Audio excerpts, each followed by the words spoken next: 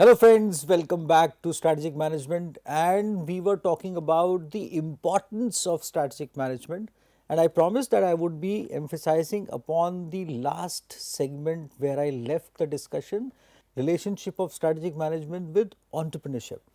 And I would be talking about very specific clue, giving you a very specific clue which emphasizes upon the strategic management and its relationship with other disciplines as demonstrated by authors as early as in 1972, and we were taking the reference of that paper by Shendel and Hayton. So, and just after that I would be taking you towards another important aspect, corporate culture, wherein you would realize that culture actually shapes how we look at strategy and what kind of orientation we develop about strategy and strategic management as a pathway. You would realize that, and let's keep on building the situation, from this stage to that stage. So, let's see strategic management's contribution to entrepreneurship. New business creation, that is one part. So, strategic management contributes to new business creation, which comprises both the decision to start a business and ensuing decisions on competitive strategy. It enables entrepreneurs to align their resources effectively with the opportunities present in the market. You would have realized that many entrepreneurs and startups, they focus upon particular kinds of domains to go for. Whole of the venture capital industry also focused upon supporting that domain. But today, when an orientation and narrative and policies of Government of India were redirected towards medium and small and micro enterprise development in this country, several organizations and startups, they started flowing in with newer and fundamentally sound ideas towards this kind of a thing. And we should be proud Indians. Today, this is 14th of March 2024. Yesterday, 13th of March 2024, Prime Minister of India launched three organizations who would be producing, manufacturing semiconductors in India. Two by Tata's, one by CG Group. Probably I refer to those in my last recording segment when I was talking about that, because the other day I was mentioning about that. But again, the point is that this kind of a capability and capacity, and Micron has already initiated their process of coming up with this kind of a facility. So we have now 4 facilities coming up as far as semiconductor capability goes. Now, when you are going towards this kind of manufacturing, this would enable several other kinds of manufacturing systems, and medium and small and micro enterprise would rise. It's all about how new business creation is supported by strategic management and strategic pathway and strategic orientation. What is the strategy, policy and planning of government? What is the strategy, policy and planning and thinking of Tata, CG Group and Micron in terms of semiconductor industry? How they would be using that, for example, conglomerates like Tata's, how they would be using that for this capability for several of their own organizations? How those organizations would be supporting some other organizations in the value chain? And how medium, small and micro enterprises would be developing and utilizing this capacity which India would have in terms of developing their own businesses? Would India be becoming a very big export oriented economy very soon? Yes, we would be. And then comes in innovation. Strategic management offers tremendous contributions in innovation and entrepreneurship. Innovation comprised innovative product, market, technology and service, which includes new ways to meet market demand, adapting a creative idea to a market opportunity, and I just mentioned about that. Opportunity seeking. Strategic management facilitates opportunity seeking by identifying markets, developing concepts or products, perceiving unmet needs, envisioning accomplishment and creating competitive advantages.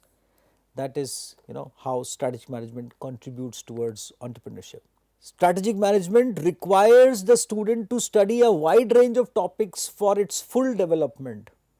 I do not want to burden you with this kind of a thought, but I want to hint upon that somehow you should be motivated to go for what this particular slide says, that strategic management requires the student to study a wide range of topics for its full development. For example, economic theory, especially industrial organization, forecasting and statistical methods, generally, in general, ethics and social concerns, organization theory, and underlying behavioral disciplines suggest, the topic of interest. And these go well beyond what a single course or other specialization would or could provide. You see, the point here is the authors, they hinted upon this kind of an association of strategic management and understanding of strategic management with several kinds of subject areas and disciplines long back, and that is precisely what is there. I am not saying that it is a prerequisite, but from my side it is a suggestion that this should be the orientation. Once you are understanding strategic management and its orientation, its usage, try and collate with whatever understanding of other subjects you have at present, and try to develop the understanding of other subjects which may further strengthen your understanding of strategic management. That is precisely what I wish to add. And now, to cap it up in terms of what Michael Porter says, so at the core, organizations need a strategy to attract customers and produce an edge over their competition. Strategy is about making choices, trade-offs, it is about deliberately choosing to be different. That is what Michael Porter suggests in Competitive Advantage, Creating and Sustaining Superior Performance.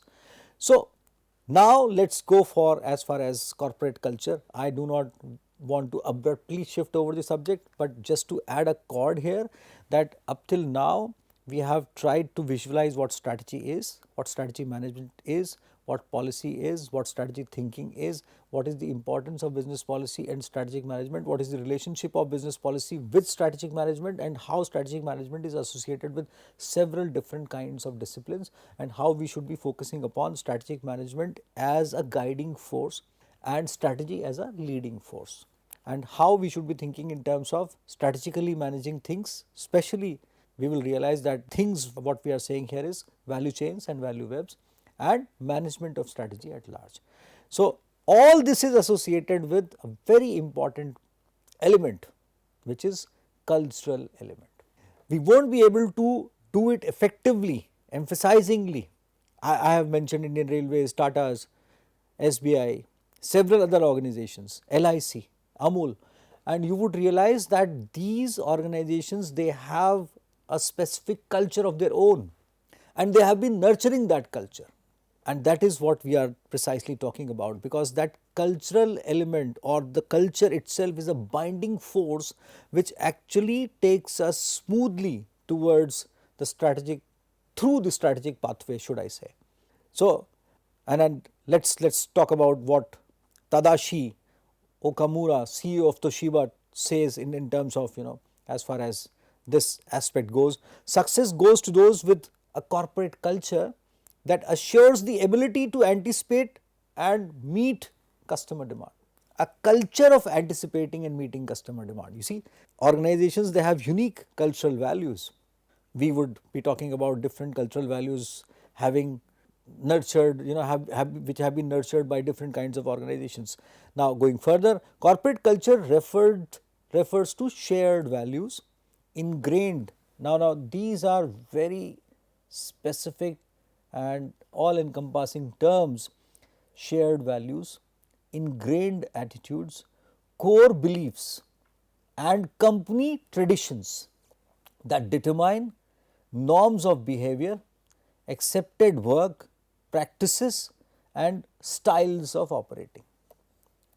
In different army units, they have, core values, they have, some keywords to define themselves. In different educational units, you have those core values, keywords to define your existence. Business houses definitely have a perspective of business associated with those core values, wherein customer holds a very strong place. But again, as this point says, that those core values or those words through which you define yourself also are suggestive of the shared perspective associated with those values, how well you share those values. So, shared values, ingrained attitudes, core beliefs and company traditions, how you follow those basically. The character of a company's culture is a product of core values and beliefs that executives espouse. For this, I would strongly suggest that you go to the websites of all the leading organizations globally, and especially our, the organizations which are national pride of India, starting from Air India to LIC to Amul to SBI to different other banking organizations to several kinds of government companies, to the websites of Maharatnas and Mini Ratnas, non-business organizations as well, and then several corporate organizations like Hero Group and several other organizations. And there on the face of every website, first page of every website, you would find their vision, their core values, their shared values, and how they are describing their culture. That is always written, when you look into this segment, about us, vision, statement by the chairman, the dream of the organization, that those kind of things are always there, written there. So just try to find out, just copy those for a while in one of the files, and try to analyze, that how they are expressing those.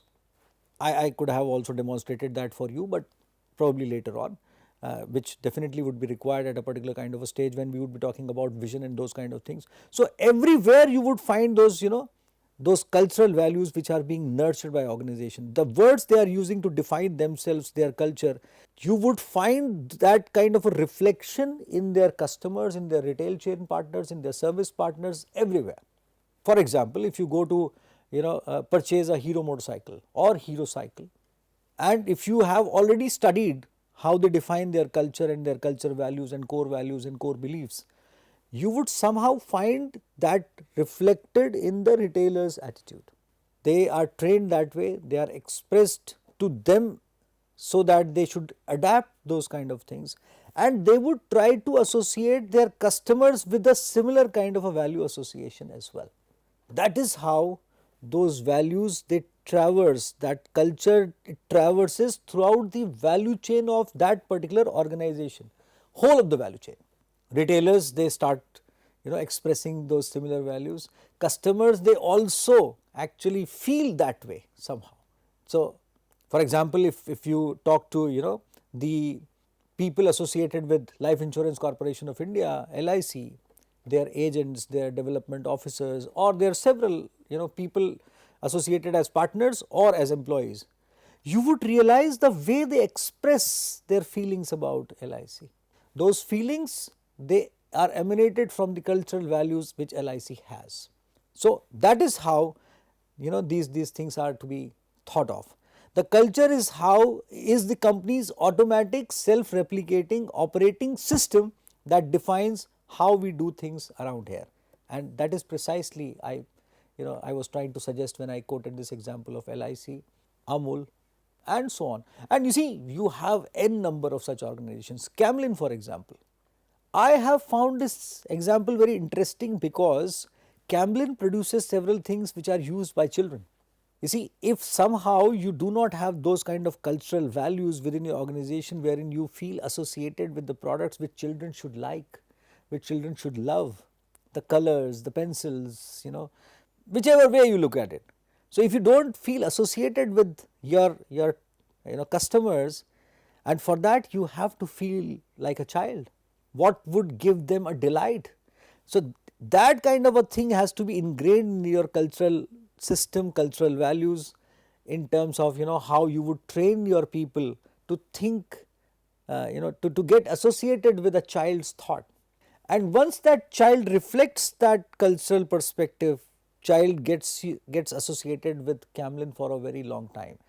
I personally realized in due course of time that there are several generations of children becoming parents and subsequently so on. That is how Camlin is traversing its culture from customer to customer through generations actually. And on the other side, they are traversing that culture through the generations of their value chain partners as well as employees also. And that is how they have been consistent in their growth and pathway. I should not be going ahead in terms of talking about cultural and core cultural values without referring to organizations like Patanjali. I admire the way they have actually emanated their cultural values amongst large number of customers and large number of people who have now been associated with them quite for quite some time. And I have realized that once people they get associated with this organization, they remain associated or they want to get associated further. For example, I have talked to many retail partners of Patanjali, and I realized that they got associated with Patanjali to get benefited through the processes of Patanjali in terms of their yoga education, their other kinds of benefits which these customers or people as beneficiaries they wanted that, and then they wanted to remain associated with Patanjali, working for them somehow as retail chain partners or as value chain partners and so on. And that is how Patanjali kept on growing stronger and stronger within a very short span of time. And I realized that these are cultural values which have actually strengthened this process of Patanjali growing large. It's an important thing. Try and associate that with other organizations as well. So, core values are the deeply ingrained principles that guide all of a company's actions. They serve as its cultural cornerstones. Collins and Porras succinctly define core values as being inherent and sacrosanct, that they can never be compromised either for convenience or short term economic gains and so on. And here I wish to add one thing which is very important. In this land of Mahatma Gandhi, wherein core values have been discussed at length by Bapu himself through several kinds of speeches which he delivered, and then the people who have been following him and have been emanating those values through and through. We do not require much of a reference, especially in this country, when we talk of subject like core values. We just have to understand and or I should not say understand, we have to just realize the presence of Bapu everywhere as far as our values development goes. We have to read about Bapu, what he used to say, and if not, watch the films, YouTube movies, his speeches, what did he say at a particular point of time, and you would realize what I am talking of in terms of core values. There are several organizations in country which have taken deep influence from Bapu's thoughts, and they are nurturing those.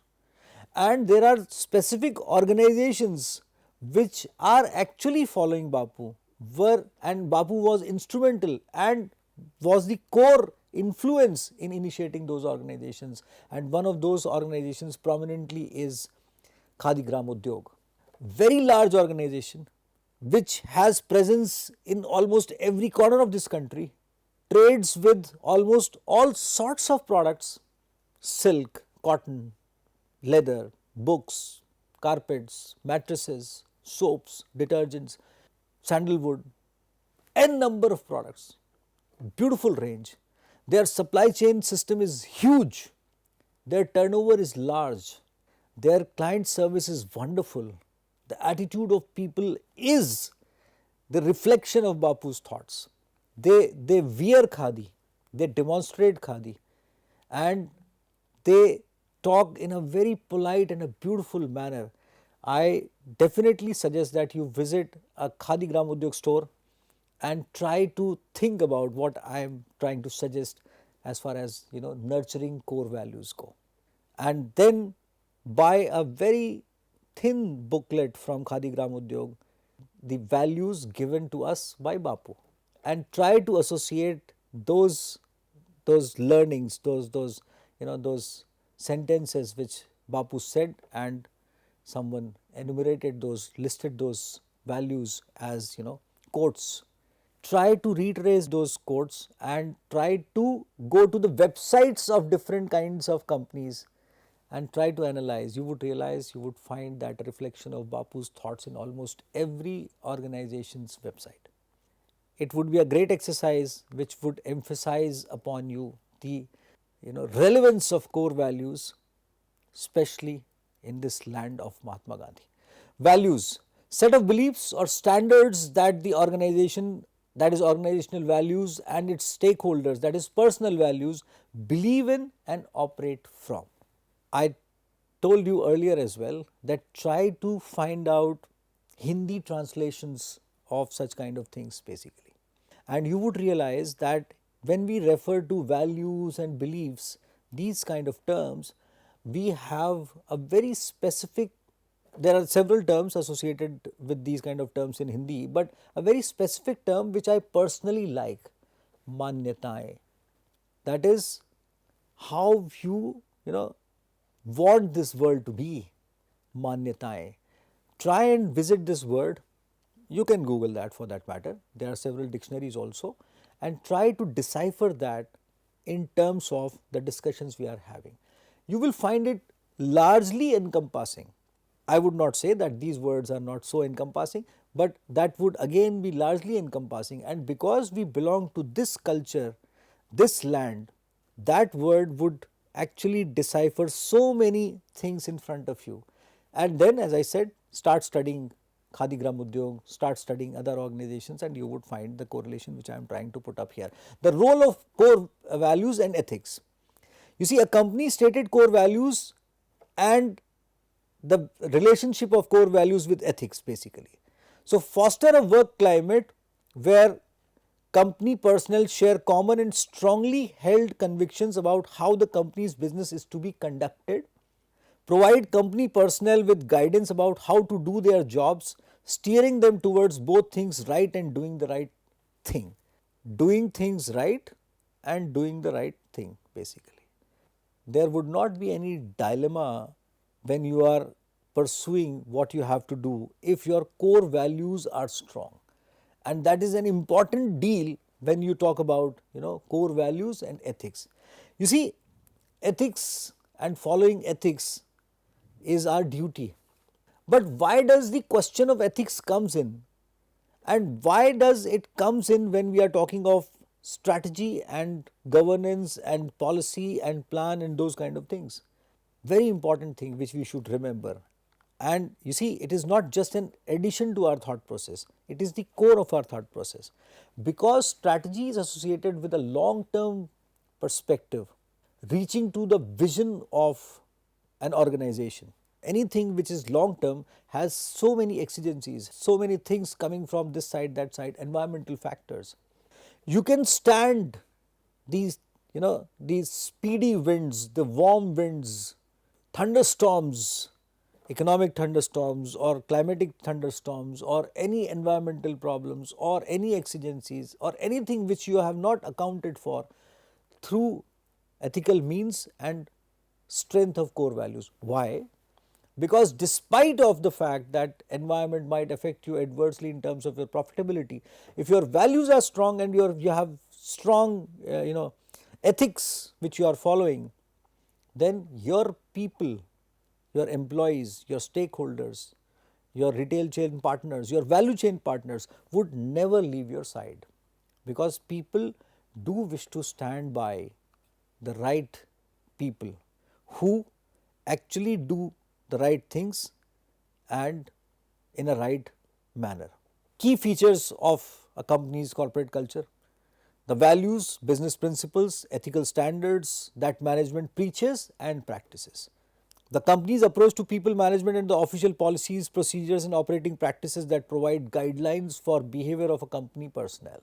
The atmosphere and spirit that pervades through the work climate.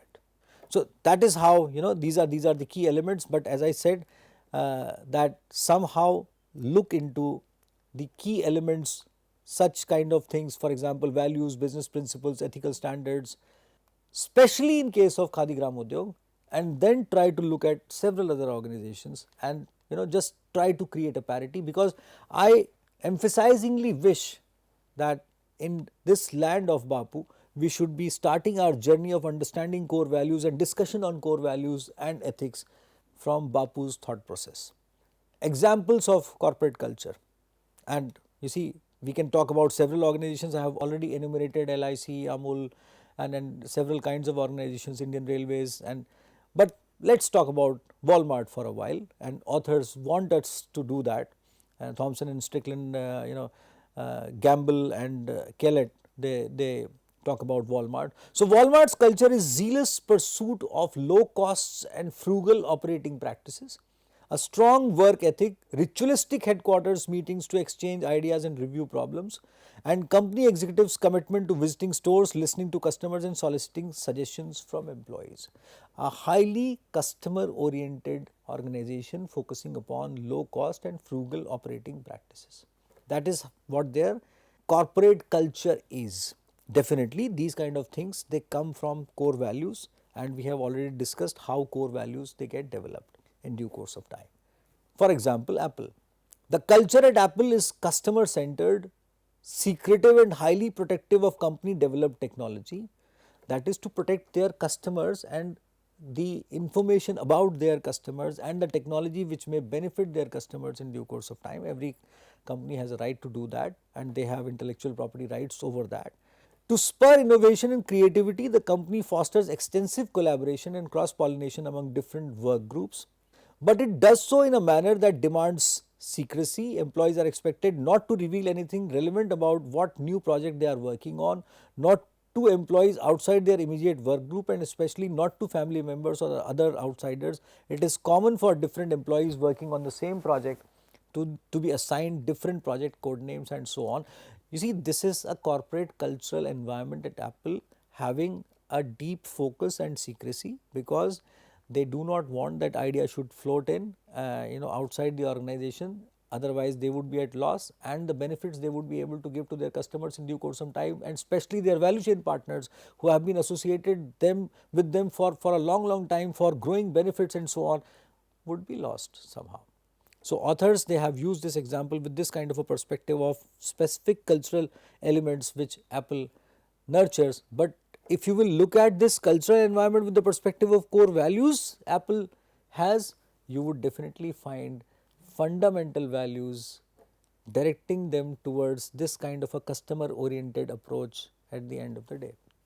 Strong versus weak culture. What is strong and what is weak? So in a strong culture, company deeply rooted values and norms of behavior are widely shared and regulate the conduct of a company's business. And we just said that Apple employees would not be discussing many things, but that is a different issue. That is about the projects and the things they are doing. Many a times in space research organizations, for example, in defense research organizations, you have to follow the similar kinds of rules. You have to follow the similar kind of culture. But this is not about that. This is deeply rooted values and norms of behavior are widely shared and regulate the conduct of a company's business. Factors contribute to the development of strong cultures. Some of these factors are a founder or strong leader who established core values, principles and practices that are viewed as having contributed to the success of company. A sincere, long-standing company commitment to operating the business according to these established traditions and values. A strong leadership and a long-standing company commitment. Commitment in itself is related to being, at the core of values, cultural values, and that is where strength of culture comes in. And further, the author talks about that a weak culture companies lack widely shared and strongly held values. You see, you do not disseminate those, and as a result, they also lack cultural mechanism for aligning, constraining and regulating the actions, decisions and behaviors of company personnel. As a consequence, weak cultures provide little or no assistance in executing strategy because there are no traditions, beliefs, values, common bonds or behavioral norms that management can use as levers to mobilize commitment to executing the chosen strategy. The testimony to weak and strong culture is the life of an organization, which I talked about in my earlier videos and earlier discussions, that a strong life, a growing life of an organization, that it is there for 150 years, it is there for 177 years like IIT Roorkee, is the testimony to their strong culture and core values. I will be coming back to you with lots of insights which would be, demonstrated on the basis of the discussions we are having continuously on the factors which are closely associated with strategy and strategic management. Till then, keep on analyzing, studying organizations, their cultural values, core beliefs. I'll be catching up with you. Till then, goodbye.